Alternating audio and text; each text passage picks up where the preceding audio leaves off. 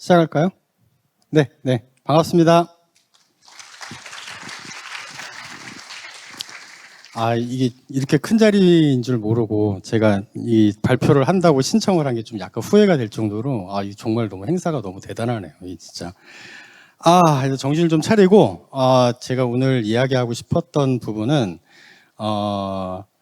저희가 여러 스태프들이 모여서 극장용 애니메이션을 이제 만들게 됐는데 이거를 제가 혼자 만든 게 아니고요.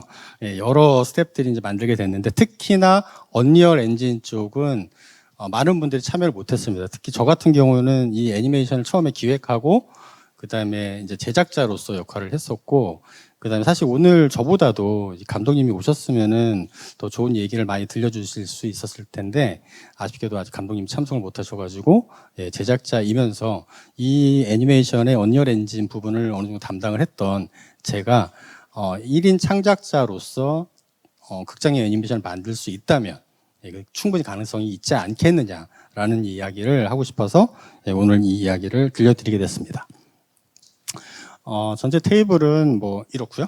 빨리 진행을 해야지 아마 여러분들 끝나고 나서 또 추첨도 하실 테니까. 자, 먼저 트레일러를 먼저 보시겠습니다. 남과 북은 분단의 상징인 판문점에서 처음으로 만나게 됩니다. DMZ 애니멀즈에게 들려온 날벼락 같은 소문. 이것들이 언제부터 저렇게 친했는데 이러다 통일이라도 되면 DMZ엔 피바람이 몰아칠 거야. 통일이 되면 DMZ에서 너희들은 필요가 없어진다고. 알겠어? 통일이 되면 우리 집이 사라진다고? 해석법 제작진의 DMZ 버라이어티 어드벤처. 가장 위험하고 가장 평화로운, 그래서 가장 특별한 곳, 여기가 우리가 사는 DMZ야. 조금 있으면 남과 북 두 정상이 저 판문점 바로 저기서 만난다. 그 전에 담빈 네가 저 판문점을 폭파하고 DMZ를 구하는 거야. 여기 대체 뭐 하는 데지? 놈들, 너 나랑 일좀하자. 딱 내 스타일이야. 생명! 용감한 애니멀즈 특공대의 위험한 작전이라고 너흰 폭탄의 무서움을 몰라. 그 위험한 작전을 우리 보고 하라는 거야? 유토피아 사수 대작전! 우리가 사는 곳을 지키려는 거야. 폭탄을 터뜨리면서까지 지켜야 하는 곳인가? 우리들에겐 유일한 미래고 희망이야. 모두가 너 때문에 당한 고통과 수모를 갚아주겠어! 인간들의 화해를 막고 DMZ를 지키기 위한 초특급 미션이 시작된다! DMZ 동물특공대 2월 우리 집은 우리가 지킨다! 네, DMZ 동물특공대였었고요. 작년에 개봉을 했습니다. 뭐 많이 모르시죠? 모르실 것 같은데 지금도 그 KT나 아니면은 몰래 TV 이런 데서 보실 수 있으니까 꼭 보셨으면 좋겠습니다. 저희 DMZ 동물특공대는 이게 처음에 기획을 시작을 할 때 컨셉이 딱 이거였어요. 그러니까 남과 북이 만약에 통일이 된다면 그럼 DMZ에 살고 있는 동물들은 과연 어떤 생각을 할까? 이게 기획의 포인트였었고, 그래서 거기 있는 DMZ의 동물들은 사실 그동안 70년 동안 너무렇게 평화롭게 살고 있었었는데 어느 날 갑자기 남과 북이 통일이 된다 그러면 이제 DMZ 안에 사람들이 막 들어와서 자기네들 괴롭히고 자기네들이 터전이었던 곳이 망가질 수도 있겠다 싶은 생각이 들어서 이 친구들이 판문점 JS에 가서 폭탄을 설치를 하고 그걸 터뜨리면 다시 인간들이 서로 물고 뜯고 싸워서 자기네들의 평화가 지켜지지 않겠느냐라는 착각하에 이제 만들어진 이야기고요.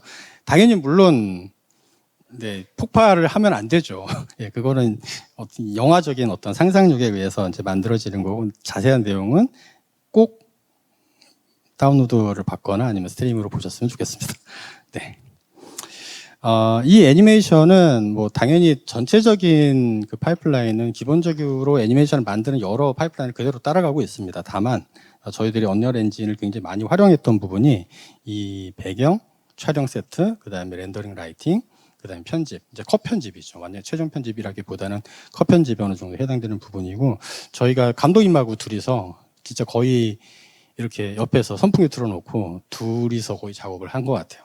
물론 이제 키 애니메이션 같은 경우에선 외부에서 도움이 있었지만 아마 언리얼 안에서 일어나는 일들은 저하고 감독님하고 둘이서 정말 생각하면 정말 눈물겨운데 그렇게 작업을 했던 기억이 납니다.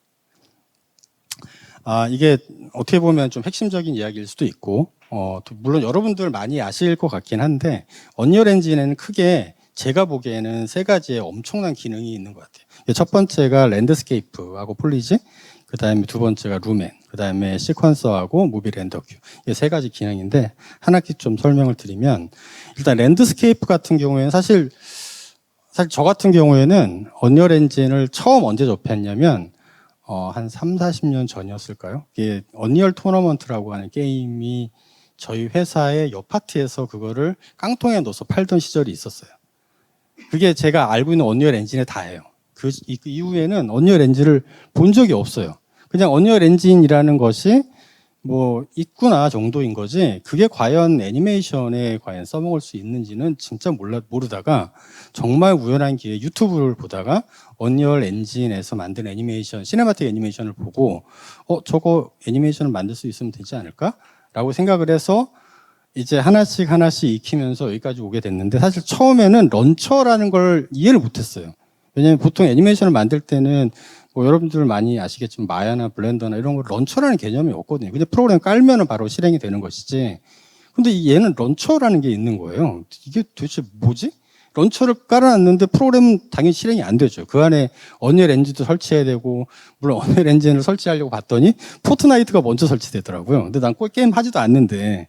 그래서 아무튼 뭐 그런 식으로 하나씩 배우다 보니까 이제 여기까지 왔는데, 그 중에서도 제가 처음에 굉장히 놀랬던 시스템이, 프로그램이 이 랜드스케이프 기능이었어요. 왜냐하면 저는 이제 마야라든지 아니면 블렌더 안에서 대규모의 씬들을 이게 왜 안 될까라는 고민을 되게 많이 했었고, 또 그런 것들을 해결하기 위해서 인스턴스 기능이라든지 아니면은 뒷부분의 배경을 이렇게 그림으로 처리한다든지 여러 가지 기법들이 있는데, 얘는 그냥 그게 아니고 그냥 다 안에서 만들어 버리더라고요.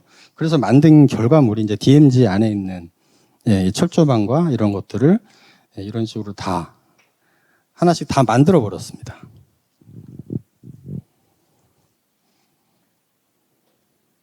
이게 사실 저는 처음에 이걸 하면서도 되게 놀라웠던 게, 이게 리얼타임이잖아요.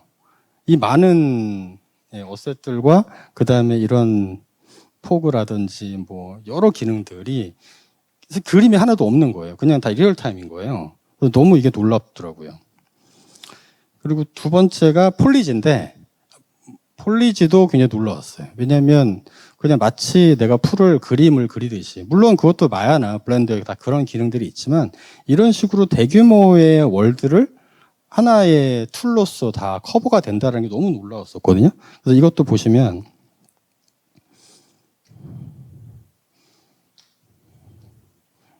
이것도 이제 김원사라는 친구가 폭탄을 설치하고 나서 북에서 오는 장면을 쳐다보고 있는 장면이긴 한데, 뒤에 있는 저 나무들이 다 어셋이에요. 대가 다 하나씩 집어넣고 그리고 뽑고 다시 그리고 해가지고 만든 것들입니다.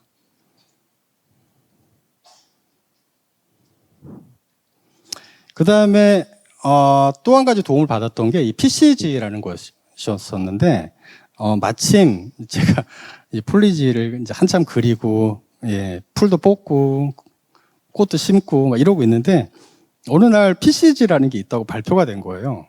그래서 PCG를 보니까 너무 쉬운 거예요. 그게 월드를 구성하는 게. 그래서 만들어 봤어요. 아이고 죄송합니다. 네, 이게 플레이가 돼야 되는데.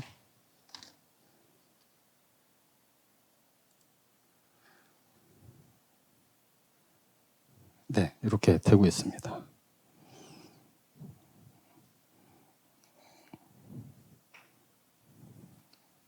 네, 이 많은 어셋들이 그냥 리얼타임이었다는 게 너무 놀랐고, 이걸 하면서도 굉장히 많은 가능성을 봤었거든요. 네. 그 다음에 또 한 가지가 이 루멘이었었는데, 루멘도 이걸 제작하면서 너무 많은 도움을 받았던 게, 사실 굉장히 어려운 부분 중에 하나가 저희가 애니메이션 만들 때 라이팅이거든요.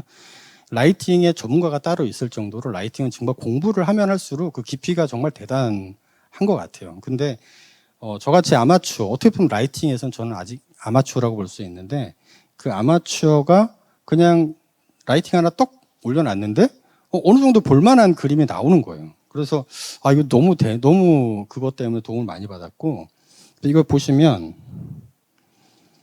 이게 판문점에 있는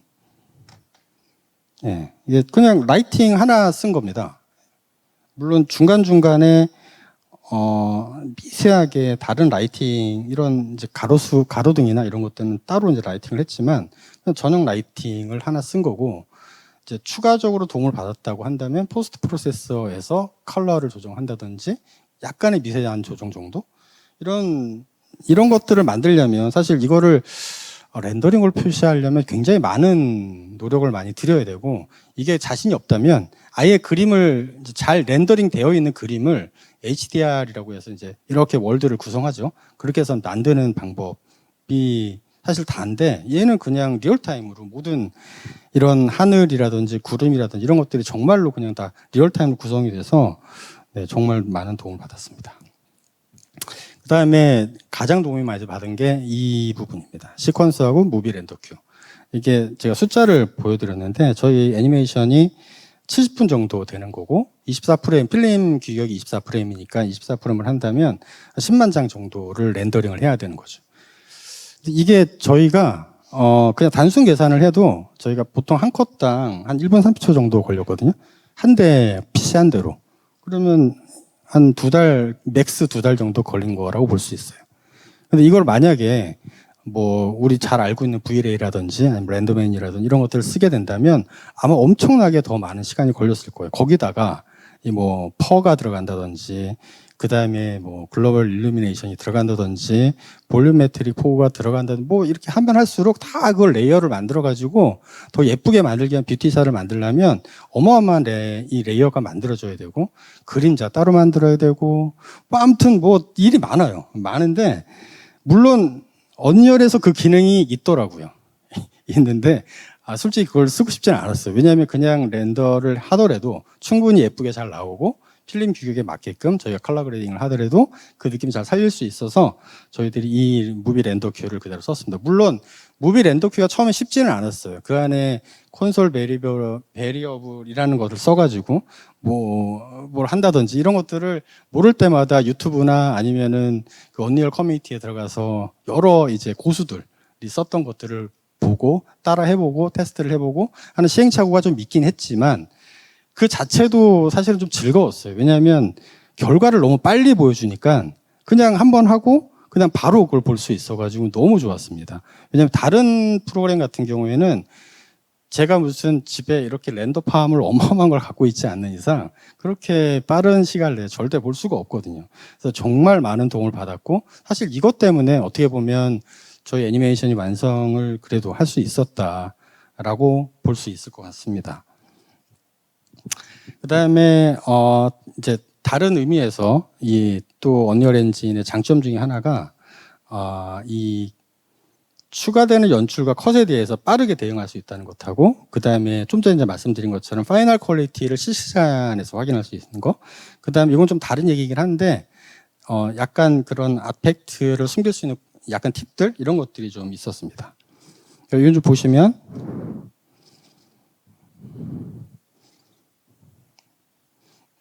캐릭터가 두 마리가 이제 판문점의 철조망 사이로 이제 시합을 하는 씬이긴 한데, 이게 막 달려갑니다. 근데 씬은 하나고 캐릭터도 이제 두 마리가 똑같이 같은 걸 반복하고 있죠. 근데 카메라가 지금 4대가 움직이고 있습니다. 그래서 이거는 처음에 물론 감독님하고 콘티를 짤 때도 이렇게 짜긴 했지만, 어떻게 보면은 더 길게 만들어가지고 카메라를 거기에 맞춰 리니어하게 배치를 할 수도 있었겠죠. 근데 이거를 그렇게 안 하고 저희는 한 컷 안에서 애니메이션에 좀 이제 공수를 좀 줄이는 방법으로 좀 고안을 했던 것이었었고, 그래서 이제 최종적으로 나온 게 이렇게 카메라를 여러 군데 같은 동작에 배치를 해서 좀 비용을 아끼는 생각을 해냈죠. 그 다음에 사실 이거는 어떻게 보면 언리얼 엔진을 쓰는 가장 큰 이유 중에 하나인 것 같아요. 이 최종 결과를 실시간으로 확인할 수 있다. 저희들도 마찬가지로 이제 감독님하고 여러 가지 씬에 대해서 얘기를 하고, 그 다음에 어떤 부분들 더 추가를 하고, 아니면 연출적으로 부분 카메라 위치라든지 동선이라든지 이런 걸 짤 때 사실 저보다는 당연히 감독님의 어떤 그런 연출에 의해서 이렇게 좌우가 되잖아요. 그럼 그것들을 옆에서 같이 그냥 잡게 되는 경우가 되게 많았었어요. 그래서 이것도 보시면 카메라 위치를 잡고 캐릭터 움직임을 바로 보고 이거를 뒤에 있는 뭐 나뭇잎이나 이런 같이 색깔이나 이런 것들을 같이 보면서 작업을 하고 있기 때문에 마치 내가 영화를 친다면 뭐 VFX를 미리 생각을 하고 이렇게 만드는 게 아니라 그냥 현장에서 카메라와 모든 세팅을 다 끝난 상태에서 감독님이 큐 하고 샷이 들어가고 샷이 끝나고 하는 것들을 바로바로 할 수 있다는 것은 제작을 하는 과정에서 퀄리티를 어느 정도 좀 보장할 수 있는 그런 방법들이 아닌가 싶은 생각이 들었습니다. 그다음 요거는 좀 다른 얘기이긴 한데 지금 저도 사실 이걸 하면서 라이팅을 처음 해봤기 때문에 라이팅이 사실 뭔지도 몰랐는데 굉장히 많은 시행착오를 겪으면서 또 감독님하고 얘기를 하고 또 감독님이 원하는 어떤 연출의 의도가 있잖아요. 이제 그런 것들을 어느 정도 받아서 그런 부분들을 살리다 보니까 좀 더 캐릭터를 입체적으로 보이는 게 좋겠다. 단 이제 퍼의 느낌이 글쎄 잘 살아야 되는데 이걸 렌더링을 찍어보니까 약간 그 퍼 주변이 이렇게 뭉개지는 현상들이 있더라고요. 그래서 이것도 할 겸 저희가 라이팅을 이런 식으로 있는데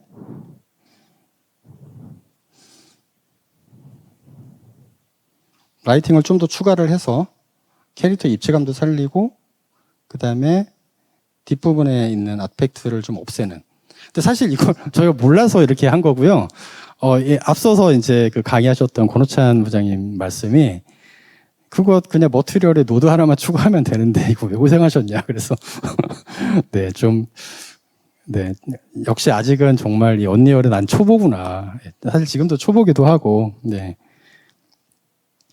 그 다음에 언리얼 엔진의 큰 장점, 여태까지도 계속 장점만 말씀드렸는데 제일 중요한 게 이게 4가지인 것 같아요. 리소스를 재활용할 수 있다는 거, 빠른 반복, 그 다음 친화적인 1인 창작 시스템, 그 다음 비개발자한테 친화적이다. 이렇게 말씀드릴 수가 있고, 리소스의 활용은 정말 많은 도움을 받았습니다. 저희가 모든 그 어세트를 다 제작을 할 수도 없었고, 비용도 비용이지만 시간 관계상 그렇게 할 수가 없었는데, 앞서서 이렇게 보여드렸던 그 전용 라이팅 같은 경우에는 이 울트라 다이나믹 스카이라고 하는 그냥 플러그인도 아닙니다. 이거는 그냥 다운로드 받아가지고 쓰면 되는 거였었는데, 이런 것들, 그 다음에 잔디 같은 경우에는 이 프로글라스, 그 다음에 또 마침 저희가 애니메이션을 만들 때 퀄리티를 높이라고 얘기해서 그런지 모르겠지만 메가스캔 트리가 굉장히 많이 나왔어요.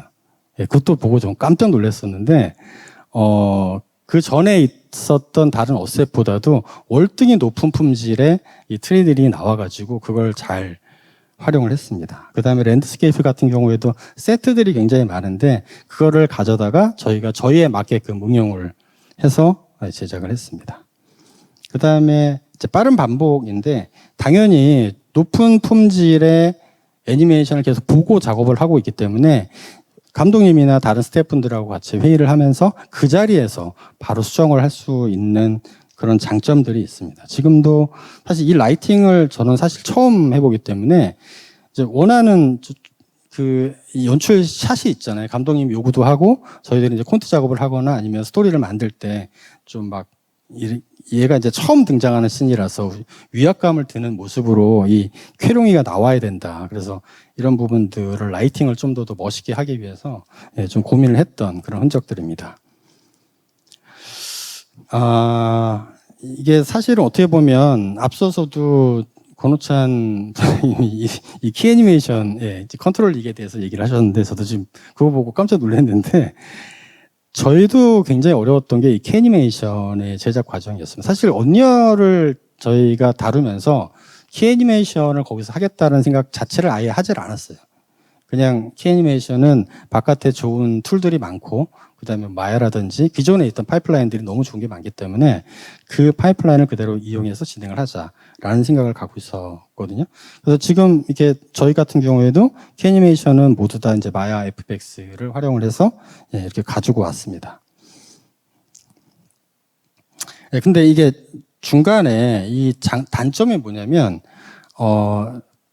가다가 이제 뭔가 변경을 하거나 아니면 대사가 바뀌거나 뭐 여러 가지 수정사항들이 항상 생기잖아요. 저희는 제작을 할 때.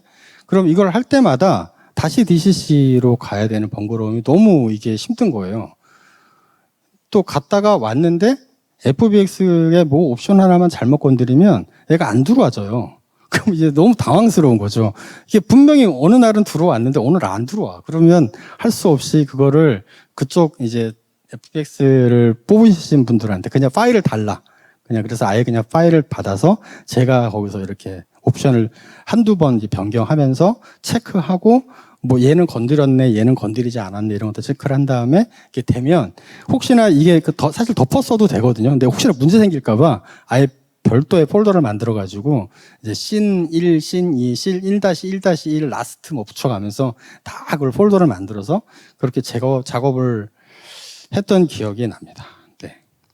그래서 어떻게 보면 처음에 이거를 만들 때 사전 준비 작업이 좀 어느 정도 되어 있으면 그러면 작업을 하는데 훨씬 더 매끄럽게 작업을 할 수 있고 안타깝게도 지금 현재로서 물론 여러 가지 중간 이 브릿지를 할 수 있는 뭐 데이터 스미스가 있거나 있기도 하고 그다음에 뭐 USD를 활용할 수도 있고 뭐 저 같은 경우에 최근에는 이제 알렌빅이나 FBX를 막 혼용해서 쓰기도 하는데 이 중간 브릿지 역할을 하는 포맷이 있다라는 게 사실은 되게 번거로운 일이긴 합니다. 근데 아직은 내가 원하는 애니메이션을 끝까지 내가 만들어야 되겠다 싶으면 사실 외부 DCC를 활용하는 거는 아직까지는 좀 필요한 게 아닌가 싶은 생각이 들고 그걸 위해서는 이 언리얼만 공부해서 될 건 아니고 내가 1인 창작자를 꿈꾼다면 당연히 바깥에 있는 다른 DCC에 대해서 관심을 가지시고 특히 블렌더라든지 마야는 사실 비싸서 좀 접근하기가 쉽지 않은데 블렌더는 그냥 공짜고 깔아서 쓸 수 있는 거니까 블렌더를 활용을 해서 연습을 해보고 자신이 들면 또 추가적으로 다른 옵션들을 해서 이 파이프라인을 어느 정도 만들게 되면 자기만의 충분한 제작 시스템을 만들 수 있지 않을까 싶은 생각이 듭니다. 사실 이 주의할 점은 뭐 세 가지 쓰긴 했는데 첫 번째는 앞서 말씀드린 것처럼 애니메이션 퀄리티에 대한 부분입니다. 애니메이션 퀄리티는 사실 이게 사실 저도 힘든 부분이기도 하고 애니메이션 자체가 어떻게 보면 연기자들이 연기를 하는 거라고 생각을 하고 있기 때문에 그거를 혼자서 다 한다? 물론 할 수도 있겠죠. 이제 앞서서 이제 뭐 피직스가 들어간다거나 여러 가지 뭐 모캡을 쓴다거나 여러 가지 할 수 있는 방법들은 많지만 그거를 본인들이나 아니면 관객들이 그거를 이제 흡입해서 그거를 그 이야기를 충분히 공감할 수 있는 이야기를 끌어내기 위해서는 애니메이션 퀄리티를 높이는 작업을 충분히 해야 된다. 그래서 뭐 믹사모에 있는 애니메이션을 그대로 쓰는 게 아니고 그거를 언리얼에서 만약에 수정할 수 있다면 아니면 다른 DCC 툴에서 본인이 원하는 만큼 수정할 수 있다면 충분히 애니메이션 퀄리티는 높여질 수가 있다.